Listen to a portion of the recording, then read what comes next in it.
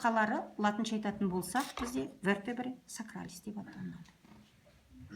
Сегізкөз омыртқалары 5 сегізкөз омыртқаларының қосылу нәтижесінен бізде жалпы тұтас бір сүйекті береді.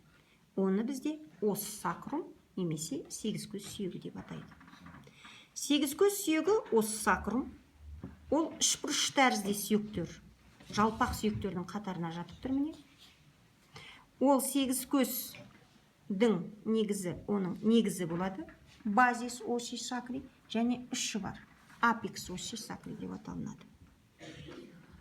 Сегізкөз омыртқаларының қосылу нәтижесінен, өзара бір-бірімен денелерінің қосылу нәтижесінен көлденең бағытта орналасқан линия трансверза деп аталынатын көлденең сызықтар бар. Міне көріп тұрмыз, көлденең сызықтар. Бұл жерде 4 көлденең сызық көрсетілген.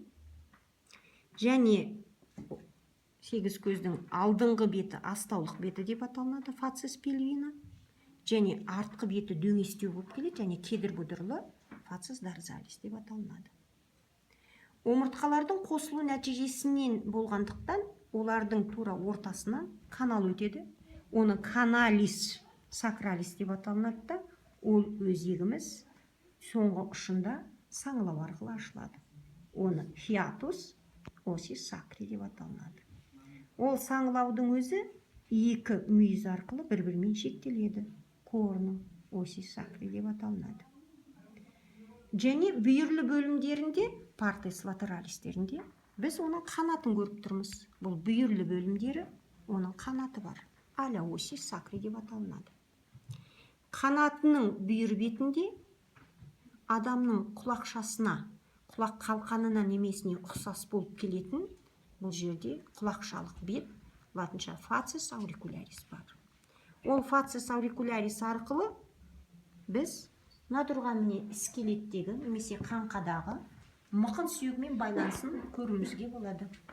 Осы жерде сегізкөз мықын буыны артикуляцио сакробилиар түзіледі. Құлақшалық беттің артқы бетінде бізде бұдырмақ орналасқан. Оны туберозитас осис сакри деп аталынады. Жоғарғы буындық өсіндісін көріп тұрмыз, процессус артикулярис супериор, және онда фацис артикулярис супериорлар көрінген. Сегізкөздің алдыңғы беті ойыңқы болып келеді. Және бұл бет кіші жамбас астауға қарап тұрғандықтан, оны жамбас астаулық бет деп атауға болады. Өткен себебі кіші жамбас астаудың артқы қабырғасын түзеді. Оны фацис антериор немесе астаулық беті фацис пельвина деп атаймыз. Артқы беті дөңестеу болып келген. Оны фацис дорзалис және дөңестеу шырыңқы болып келген. Артқы бетінде 5 сегізкөз қырқасын ажыратуға болады.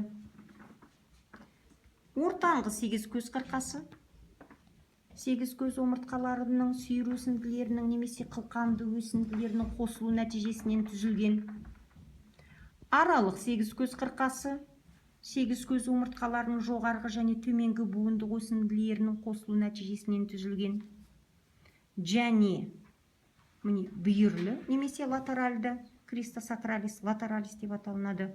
Ол сегізкөз омыртқаларының көлденең өсінділерінің қосылу нәтижесінен түзіледі.